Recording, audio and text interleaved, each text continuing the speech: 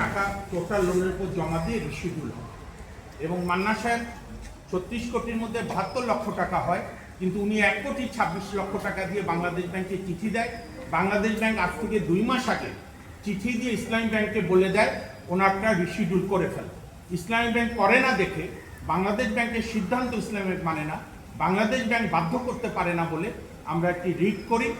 সেই writ 2-3টা court ঘুরে লাস্টে অ্যানেক্স বিজয় 30-এ রিটটি খারিজ করে দেন।